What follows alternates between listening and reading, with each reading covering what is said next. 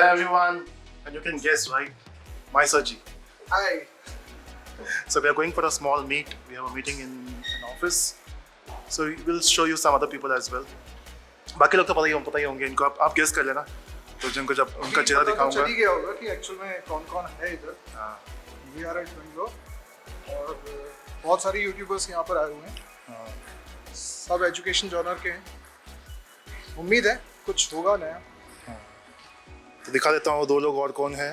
पता नहीं इनका मैंने पूछा भी इनका वीडियो अलाउड है या नहीं है, बट हम निकाल रहे हैं इनके वीडियोस. इन दोनों को तो आप जानते ही होंगे. कमेंट करना इन कमेंट सेक्शन. इन लोग अपना इंट्रोडक्शन नहीं देंगे. हाँ यहाँ तो फिर भी गुड मॉर्निंग सर, कैसे हो आप? एकदम बढ़िया. सेक्शन तो यहाँ है. हाँ ये तो आपको बता दिया. हम यहाँ पे एडिट कर देंगे, एडिट डाल देंगे यहाँ पे नाम टी शर्ट पे. यहाँ पे नमस्ते डालो. हाँ नमस्ते, बस उतने लोग समझ जाएंगे. आपका कल का जो कुर्ता था वो पहनते तो लोग इजी समझ आते. उससे तो जानते ही है आपको. Anyway, we have common audience. नहीं एक्चुअली मैं जब भी मतलब वो किसी से ऐसे यूट्यूबर या किसी से मिलता हूँ तो फिर मैं वही पहन लेता हूँ. ऐसे you should always People- start with this one. नहीं भाई जी हो जाए. This is extremely pretentious. Hello. नमस्ते. So if you look at it, Java, JavaScript, C++, so different languages. Programming ये सब यही पे पड़ी हुई है. हाँ, programming videos तो आपके पास है. Well, you have to start from here, then step by step you have And then you to. can decide you want to go for Java or JavaScript or full stack. You have to. ऐसे कुछ. And that's a good idea actually. JavaScript is front end, back end is Back-end Java. So Java. you're and if you want Like मेरा क्या audience को ये कहना होता है student को कि आपको अपनी स्टूडेंट लाइफ में एटलीस्ट 5 लैंग्वेजेस तो करनी है. Like C, C++, Python, Java and JavaScript. क्यों करनी है? आप एक लैंग्वेज पढ़ के कभी भी नहीं समझ सकते कि लैंग्वेज के कैरेक्टरिस्टिक्स क्या होते हैं.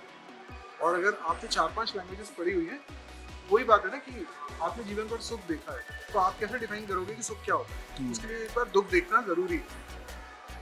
Okay. तो ये जो प्रोग्रामिंग लैंग्वेज का कॉन्सेप्ट है, जैसे आप कह रहे हो कि मान लो इनहेरिटेंस है या फिर इसको कॉन्करेंसी में कैसे करें, तो आप कहते हो कि 5 लैंग्वेजेस सीखो तो फिर आपको समझ में आया कि डिफरेंट चीज़ों में कैसे होती हैं, डिफरेंट लैंग्वेजेस में कैसे. जैसे मैं ये कहना चाहता हूँ कि अगर आपने C लैंग्वेज सीखी है तो आप मेमोरी मैनेजमेंट के बारे में समझ पाते हो ज़्यादा अच्छे से. आप जावा में बोलते हो या पाइथन में बोलते हो कि ये तो ऑटोमेटिकली हो जाता है. लेकिन आप अगर एक्चुअल प्ले करना चाहते हो तो C एंड C++ आपके लिए आइडियल चॉइस है. तो एटलीस्ट आपको एक टेस्ट होगा कि ये चीज़ इसके बारे में बात हो रही है. C में ऐसे होता था और जावा में ऐसा होता है. C में दर्दनाक होता है. C में दर्दनाक होता है. So how was your experience with C language? C language, हाँ, मैंने बीवी बच्चे सब छोड़ दिए, घर को भी बेच दिया क्योंकि C वो कौन सा पॉइंट है जब आपको ये सब करना पड़ा? बेसिक तो इजी है. जब उन्होंने बोला कि अपना मेमोरी खुद से मैनेज करो, तब मैंने बोला नहीं यार, ये हमसे ना हो पाएगा. ये खाद पे जब तक खुद कलेक्ट करो तो फिर C में तो तुम कुछ भी कर सकते हो. C++ हिस्टोरिकली भी बहुत पहले बनी हुई है इन टाइमलाइन में अगर देखें तो अगर हम सोचें कि C++ जब बनी थी तब दुनिया कैसी थी. तब पर्सनल कंप्यूटर्स नहीं थे, तब ये मोबाइल का मार्केट नहीं था, वेबसाइट्स नहीं थी. तो जो 90s में लैंग्वेजेस बनी है लाइक जावा है, पाइथन है, जावास्क्रिप्ट है, ये एक अलग एरा में बनी है, एक अलग तरह की प्रॉब्लम्स को एड्रेस कर रही है. और C एंड C++ जब बनी है तो एक अलग एरा की प्रॉब्लम को करी, लेकिन वो इतनी लेगेसी उन्होंने मेंटेन कर ली. आज भी C++ का कोई तोड़ नहीं है. वो अपनी जगह पर एग्जिस्ट करती है, बाकी लैंग्वेजेस भी एग्जिस्ट करती है. अगर एक स्टूडेंट ने ये 5 लैंग्वेजेस अपने करिकुलम में पढ़ ली, अच्छे से पढ़ ली, तो मुझे नहीं लगता कि फिर किसी और लैंग्वेज को सीखने में उसे कोई टाइम लगने वाला है. लैंग्वेज फिर उसके लिए मैटर नहीं करेगा. लेकिन आप जो जावा, अच्छा ठीक है, जावा के बारे में बात करते हैं. जावा is compatible, backward compatible to dinosaur also and आज भी है. और बहुत सारे एडवांसमेंट्स आए, लैम्डा आ गया है, कलेक्शंस आ गए हैं. कलेक्शंस तो पहले से ही थे वैसे, लेकिन यू नो मैपिंग और रिड्यूसिंग और वो सब. तो आपको क्या लगता है, आपको लगता है Java is going to be a forever language, या फिर लगता है यार ये लोग जो है Node.js वाले, जावास्क्रिप्ट वाले, ये लोग खत्म करेंगे स्लोली? मुझे ट्रस्ट तो इन पे भी नहीं है, बट बाकी जो लैंग्वेजेस अभी आ रही है, one of the promising language which I से इज रस्ट लैंग्वेज. वो फास्ट भी है और वो एडवांस फीचर्स भी देती है, जो हाँ इजी भी है और एडवांस फीचर्स भी देती है.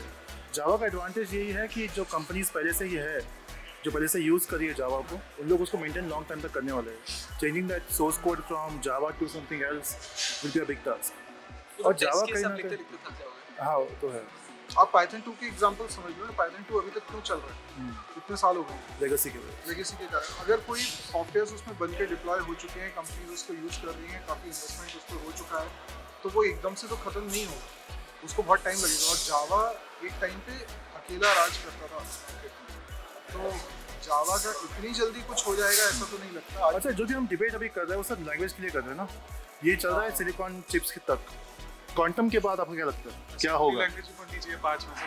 हाँ 8085 माइक्रोप्रोसेसर नहीं, क्वांटम के बाद क्या होगा? क्वांटम के बाद क्या हो गया उतना तो मैंने सोचा नहीं है कि अगर एन्क्रिप्शन ही उड़ गया उस चीज़ों का तो कैसे चलेगा फिर।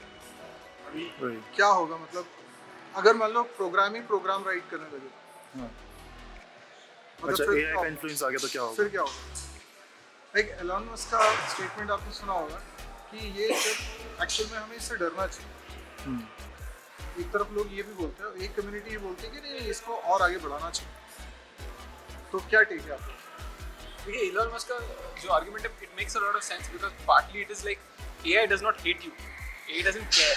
इसका एक ऑब्जेक्टिव है, इसका एक गोल है, तुम like an ant while walking, देखा नहीं मर गए कोई बात नहीं, तो वो वाला सिचुएशन ताकि ना आए, how do we can we build rules around it? If an organism which is smarter than us believes that we are not important, how do you fight that organism? The chimps also can never win against us, right? So it is a legitimate concern, but then it is a concern for a species. Why are you concerned then? You can also be nihilistic और बोल सकते हो कि यार क्या फर्क पड़ता है। मुझे तो ऐसा लगता है कि मतलब अगर तुमने कोई चीज़ तुमसे स्मार्टर बना दी तो फिर तुम्हारे मॉरल्स, तुम्हारे एथिक्स तुम्हारे घर पे रखो ना। वो तुमसे स्मार्टर है, वो कुछ और डिसीजन ले रहा है, क्या कर लोगे? तो अगर ऐसा सिचुएशन आया तो फिर मैं कर भी नहीं पाऊंगा कुछ। ऐसा सिचुएशन आया ठीक है, और शायद आ भी जाएगा बहुत जल्द। ऐसा लगता है कुछ तो होगा, क्योंकि जिस तेजी से चेंजेस हो रहे हैं, लाइक हम बोले कि 1980 से लेकर अगले 40 साल तक इतने नहीं हुए होंगे बदलाव जितने अभी कुछ सालों में हो गए। और जिस स्पीड से अब हो रहा है, हर साल आपको एक अलग दुनिया दिख रही है। अभी कोविड का जो पैंडेमिक रहा उसमें देखो कितने सारे बिजनेस प्रोड्यूस कर दिए, अभी मार्केट में कई सारी चीज़ें नई आ चुकी, और हम लोग सब यहाँ पे जुड़े हैं इसलिए कि सब एजुकेशन को कैसे और आगे बढ़ा सकें। That is the main goal, we are here together because हम सब लोग अपने अपने ऑडियंस को क्वालिटी एजुकेशन देना चाहते हैं। तो क्या चेंज हो सकता है, लेट्स वेट। अब एक क्वेश्चन है अक्षय के लिए, हाँ जी। जो थोड़ा वियर्ड होगा। आपने जावास्क्रिप्ट के बारे में बहुत अच्छी अच्छी बातें करी है, आपको अगर गन पॉइंट पे कोई बोले कि 5 बातें जावास्क्रिप्ट की गंदी बताइए और कोई एक बच्चा नहीं सीखना चाहिए जावास्क्रिप्ट, गन पॉइंट पे बोलना है, तो क्या क्या बोलोगे? मैं 50 बता दूंगा।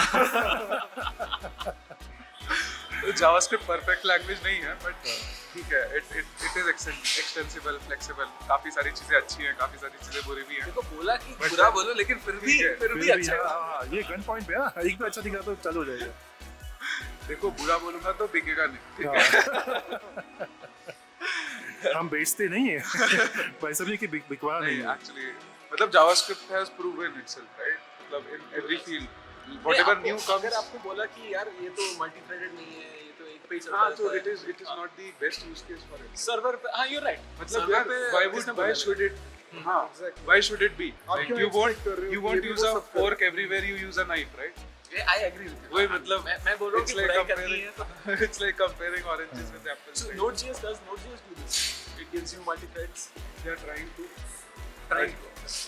बट नोड.js में जो बैकएंड होता है, as- जो उसका कंपाइल, जो उसका रन टाइम है, वो तो मल्टी चीज़ रहेगा। not up to the mark, right? Where the other languages can go. It's easy to write. It's very easy to write. We Easy to actually start have a with. Node.js. Easy to start with, but then it's tough to write and scale. अच्छा, career point of view से UI developer और backend developer, इसमें बहुत debate चलती है। Now the things have changed drastically. आपका question मुझे पता है कि how good the career is being a UI developer or not, right? तो अभी वो बहुत चेंज हो चुका है. Like within 10 years, the market is in the front end has evolved a lot. पहले jQuery, JavaScript होता था. अभी जो नए frameworks आए ना, it has its own complexities और अपने खुद के system design होते हैं. How do you scale it? How do you make it more reusable? सब बहुत ही डिफरेंट हो चुका है.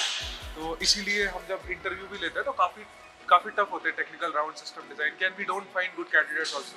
आप किसी भी कंपनी में ले लो, हमारी कंपनी में हम इंटरव्यूज लेते हैं, बहुत कम रेशियो है जो बच्चे सेलेक्ट हो रहे हैं या फिर मिलते ही नहीं है अच्छे लोग, तो है वो चैलेंज। कौन सा फ्रेमवर्क आपके हिसाब से बेटर? तो देखो, रिएक्ट, एंगुलर सब अच्छे हैं, ठीक है, सब बड़ी बड़ी कंपनीज बैक कर रहे हैं, सबके अपने प्रोज एंड कॉन्स हैं। The way they are built, see everything is built on top of JavaScript only, but then the way they are built and being managed and वो उनका विजन थोड़ा सा अलग है।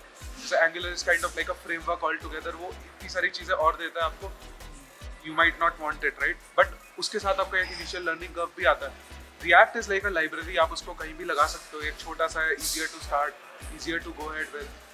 तो काफी डिबेट होता है उस पर भी, Angular React, but I feel कि दोनों ही बहुत अच्छे हैं, मतलब देख लो। बट अगर कोई बिगिनर है उसको मैं हमेशा रिएक्ट सजेस्ट करता हूँ कि it's easier to pick up, start with, और जॉब अपॉर्चुनिटी ज्यादा है या जो भी है। अच्छा, कितना इजी है? जैसे मैं I am not a big fan of front end. See you can start it's like a weekend thing to get started. आपका एक रिएक्ट वेब ऐप आप 2 कमांड लिख के चला सकते हो, अच्छा, डिप्लॉयबल स्टेट में। वो तो जावा भी स्कैफोल्ड, हाँ, हर जावा चीज़ भी में। आप आधे घंटे में कर लोगे, लेकिन आपको पता है कि It's like a visible thing on Hello, browser, तो हो ही right? जाता है। वो होता है कि आप Navin Reddy and then you have a navinreddy.com ऐसे छोटा सा कुछ दिख जाएगा, but then again tough to master, right, tough to scale things, वही जावा में जैसे है, right, every language, everything which you build, I think that's the thing about systems, about systems, फिर projects, so yes. he's telling it to you as a beginner, but then to actually learn the things you should probably हाँ. check but out some of the scale stuff. से- Major difference comes when you have, see, it gives you more flexibility, that means you can misuse it in a lot more ways, right? So how do you control that people don't misuse it? So you put down a lot of libraries, checks around it, build some protocols that we उसको have code to review follow. करना ही पड़ेगा. Code review नहीं, there are tools which can restrict you for certain things. जैसे आपने यार TypeScript use कर ली तो अब आपके टाइप मैनेज हो गए। JavaScript में टाइप नहीं होता कुछ, there is no type in JavaScript, right? ऐसे आप a is equals to 10 लिख रहे हो, अगली लाइन में a is equals to गौरव लिख दिया, valid, वो string से number हो गया, मतलब तो but then उसको तो इसीलिए तो वो इतनी flexible है, कुछ भी कर सकते हैं आप उसमें, but then ये misuse कर लेते हैं बहुत लोग, तो इसके लिए उसके अराउंड बहुत सारे रैपर लिखे गए हैं, या फिर TypeScript यूज करोगे तो उसमें ऑटोमेटिकली आ रहा है। फ्लो यूज करते हैं हम ऊबर में, राइट, तो उसमें क्या होता है, आप डिफाइन कर सकते हो type so that you restrict it. अच्छा, स्केल से याद आया, आपके लिए क्वेश्चन है ये। बहुत सारे जो बच्चे होते हैं, जैसे आपने डिस्कस स्टार्ट हुआ ही वैसे होता है कि हम स्टार्ट करते हैं सी लैंग्वेज से, फिर डिसाइड करते हैं कि आगे क्या करना है, मेरे जावास्क्रिप्ट और जावा। अब प्रोग्रामिंग के अलावा कोई भी एक फ्रेशर के लिए और क्या चीज़ें सीखनी चाहिए? जैसे एक सॉफ्टवेयर इंजीनियरिंग कॉन्सेप्ट लोगों को पता है, उसके अलावा क्या चीज़ें कर सकते हैं? यार अगर आप इंटर्नशिप या फिर खुद का कोई मिनी प्रोजेक्ट कर सकते हो ना, उसमें बहुत सारी चीज़ें मिलती हैं जो इंजीनियर को करने की ज़रूरत होती है। जैसे लैंग्वेजेस आर इंपॉर्टेंट, क्योंकि you need to be able to code. Any software engineer who can't code is like mechanical engineer who can't हाँ, it is not an engineer actually, कि आप मैकेनिकल पार्ट हटा रहे हो फ्रॉम द। अभी थोड़ा सा ये भी आता है कि कुछ जेनरिक प्रॉब्लम्स एब्स्ट्रैक्ट करके आप कर सकते हो। क्या है, फॉर एग्जाम्पल डेटाबेस से कनेक्ट करना, ये आज की बात नहीं है, ये 70s से चल रहा है। कोई API को हिट करना, जब से इंटरनेट आया तब से हम लोग कर रहे हैं ये चीज़। तो कुछ चीज़ें जेनरिक होती हैं, फिर इनको करने का एक पैटर्न भी रहता है। अगर आपके पास बहुत सारे लोगों को एक साथ हिट करना है तो फिर कैसे करें? तो इनको लेके लोगों ने डिज़ाइन पैटर्न्स बनाया था, कोड में थे। अभी उन लोगों ने देखा कि यार सिस्टम्स में भी ना बहुत सारे पैटर्न्स कॉमन है, तो उसको सिस्टम डिज़ाइन बोलते हैं, और they are basically design patterns for systems. तो ये चीज़ आप मतलब स्टार्ट कर सकते हो। कब करोगे? आप अपने घर पे करोगे तो नहीं होगा, तो आप इंटर्नशिप कर सकते हो, या तो आप खुद का एक मिनी प्रोजेक्ट बना सकते हो। कोई टीचर के साथ बैठ जाओ, बोलो मैम मुझे ये करना है, या सर मुझे ये करना है, वो आपको हेल्प कर सकता है। ये आप खुद से करना मुश्किल है। एक इम्पॉर्टेंट चीज़ जो खुद होती है ना, वो ये होती है कि जब कॉलेज में बच्चे होते हैं तो वो लोग इंडिविजुअल अपने पास बैठ के प्रोजेक्ट कर लेते हैं, या फिर कहीं जल्दी में कर लेते हैं। अगर टीम बना के प्रोजेक्ट करो 4 लोग मिलके कि यार एक बंदा फ्रंट एंड कर रहा है, एक बैक एंड कर रहा है ढूंढ के, तो उसमें काफ़ी चीज़ें अपने आप सॉर्टेड हो जाती हैं कि तुम कैसे उसको प्लग इन करोगे, किसी को डेटाबेस अच्छा आता है, कुछ AI/ML लगा रहे हो। और जैसे इसने सिस्टम डिज़ाइन की बात करी कि चीज़ें जो इधर उधर होती हैं, तो उसमें क्या है, जैसे हर एक सर्विस या कुछ भी बनाओगे आप, उसमें एक ऑथेंटिकेशन लेयर होगी, राइट, उसमें एक आपका नोटिफिकेशन सर्विस मोस्टली सारी जगह पे होगी। ऐसे ही मतलब आप कंपोनेंट्स देखो तो कुछ पीसेस हर जगह होते हैं। द मेजर थिंग डिफरेंस जो आ जाता है कि आप उन एप्लीकेशंस को वो उतनी सी चीज़ जैसे CRUD ऑपरेशन सब में ही होते हैं, एक डेटाबेस में डेटा डालना निकालना, बट देन उस चीज़ को आप एप्लीकेशन में कैसे फिट करते हो, ओवरऑल कैसे रैप करते हो, is the thing right, which is software engineering. Partly that's the thing. Partly it is research. Partly it is assembly. जो चीज़ें आपको पता है, हाँ, आप कार pieces असेंबल को करते हो, किधर- ये मैं इंजन लगा लेता हूँ. इंजन तो हर जगह लगेगा, तेरे को मोटर बाइक में नहीं लगेगा. Exactly. लगेगा. तो ये जो मैसेज क्यों मैंने डाल दिया, या फिर मैंने बोला कि ये तरीके का बात करते हैं, जस्ट उनको कंपोनेंट्स बना दो और फिर आपका इंजीनियरिंग काफी इंप्रूव हो जाता है उस हिसाब से. How things are flowing, how micro services कैसे कम्युनिकेट कर रहा है, क्या प्रोटोकॉल्स है, क्या और सबसे अच्छी बात है माइक्रो सर्विसेज की कि एक माइक्रो सर्विसेज कोई हैंडल कर रहा है, जैसे फ्रंट एंड है, बैक एंड है, उन्होंने बस एक कॉन्ट्रैक्ट साइन किया, फिर उसके बाद you are independently working on your things and being best at what you do, और उसका दूसरे से मतलब नहीं है. And then once you plug all these things up, सब अपने आप चलने लग जाता है. It's like robotics right, robot बनाते हैं या फिर ड्रोन बनाते हैं, तो पंखा लगाया तो सब चलने लग जाता है. तो बैक टू बेसिक्स. हाँ, मैं अभी ये इनसे पूछना चाह रहा था कि जैसे अभी आपने बोला जावास्क्रिप्ट में हम वेरिएबल है उसमें अभी किसी नंबर रखा है फिर स्ट्रिंग रख दिया है, तो उसका डायनेमिकली टाइप भी चेंज हो रहा है. अब जब आप स्टूडेंट को ये बताते हो कि इसका टाइप डायनेमिकली चेंज हो रहा है, तो एक बैकग्राउंड में कॉन्सेप्ट ये है कि वो एक्चुअल में वो वेरिएबल वही रह रहा है, पर उसमें रेफरेंस एक नए ऑब्जेक्ट का आ जा रहा है, जिसके कारण एक्चुअल में हमें लगता है कि सेम वेरिएबल है जिसका टाइप चेंज हो रहा है. तो ये कॉन्सेप्ट ना, जैसे अगर किसी ने सी लैंग्वेज पढ़ी तो सी लैंग्वेज में वो ये समझ रहा है कि यही वेरिएबल है, इसी में डेटा जा रहा है, और जब जावास्क्रिप्ट में या पाइथन में समझता है तो उसको समझ में आता है कि नहीं, this is not variable, this is the pointer concept actually internally. तो वो चीज़ अगर किसी ने C++ नहीं पढ़ी है तो आप जावास्क्रिप्ट या पाइथन डायरेक्ट पढ़ा रहे हो तो उसको कैसे समझाओगे? नहीं, तो मैं एक चीज़ बताता हूँ, एक खराब चीज़ मुझे जो लगती है, मतलब मैं जावास्क्रिप्ट पढ़ाता हूँ तो लोग है ना अपना पुरानी लैंग्वेज का बैगेज लेके आते हैं पढ़ने. JavaScript is mostly not the first language for a lot of students, नहीं होती. तो अपना है ना पुराना बैगेज लेके आते हैं, फिर वो उधर की इनहेरिटेंस यहाँ लगाते हैं.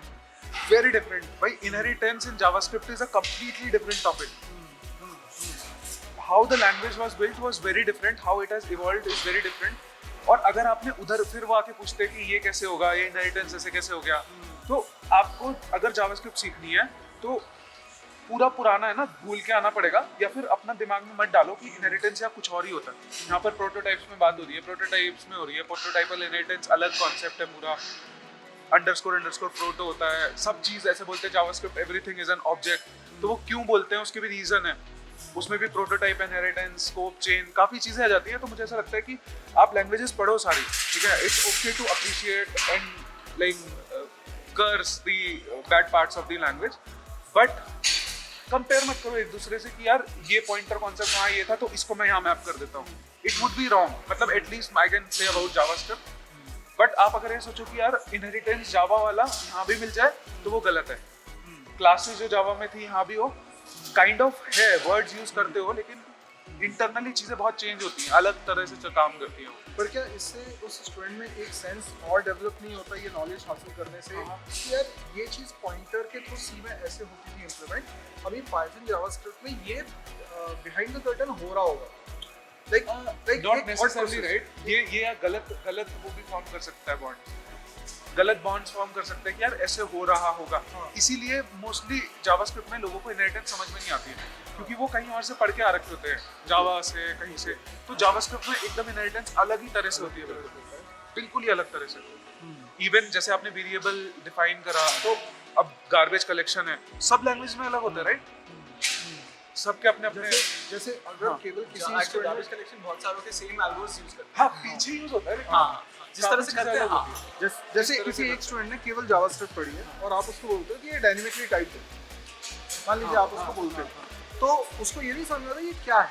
ये तो वो लेकिन अगर उसने कोई एक और फ्लेवर देखा है जो स्टैटिकली टाइप है तो उसको क्लिक करता है, अच्छा वो डायनेमिकली टाइप है ना, ये स्टैटिकली टाइप है. दोनों साइड बिल्कुल सही है. देखिए एज एन इंजीनियर आप हर बार लैंग्वेज जब सीख रहे हो ऐसा नहीं हो सकता कि सब कुछ भूल जाओ. हाँ, क्योंकि वरना आपके जो लर्निंग्स थे वो भी आप अनलर्न कर रहे हो, लेकिन ऐसा नहीं है कि आप अनलर्न मतलब भूल ही जा रहे हो अपना ABCD. तो वो वाले parts there is some, yes you have to take some parts of it, but you are also right कि some languages are fundamentally different. ये कॉन्सेप्ट्स ही अलग है. ऐसा नहीं है कि हम एक्सटेंड कर रहे हैं लैंग्वेज को, हम इसको ऐसे कैसे कर रहे हैं, but the concepts are different. तो part of it is the same. नहीं मैं ये For loop ऐसा नहीं कि for loop बदल गया. नहीं आई एम नॉट सेइंग कि अनलर्न या फिर आई डोंट डिसएग्री कि you don't study all the languages, but मैं बोल रहा हूँ जब आप नई लैंग्वेज सीखने आते हो come with a fresh mind. Yes, fresh perspective. Fresh perspective. I got this point कि अगर वो फिर पुराने से कंपेयर करता रहेगा तो नया कॉन्सेप्ट ग्रास्प करने में उसे दिक्कत होगी. नहीं और then they will वैसे curse concept about change it. जो है ही नहीं दूसरे then they language. curse about it. See, a lot of students I know why JavaScript लोगों को नहीं समझ में आती है, गाली देते हैं क्योंकि they don't understand how it is built. अगर पहली लैंग्वेज आपने JavaScript सुनाई तो वो दूसरी लैंग्वेज को गाली देंगे. क्योंकि वो जाते हैं ना, एक ये ह्यूमन टेंडेंसी होती है कि we just compare things which we have learn from past, right? तो अगर आप फ्रेश पर्सपेक्टिव से सीखते हो और appreciate how the language is built या फिर वो कैसे करता है, तब समझ में आ जाता है. ऐसे टाइप वर्जन होता है और काफ़ी चीज़ें होती है उसमें, बहुत सारे वो जो आपने वो देखा होगा कि नैन लिख के आ जाता है और काफ़ी सारे जो जोक्स बनते हैं. इट्स ओके, बट अगर किसी को वो समझ में आता है क्यों हो रहा है वैसा, तो एवरीथिंग मेक सेंस. ऐसा कुछ नहीं है कि रैंडमली मैजिकली कुछ भी आ जाता है, राइट?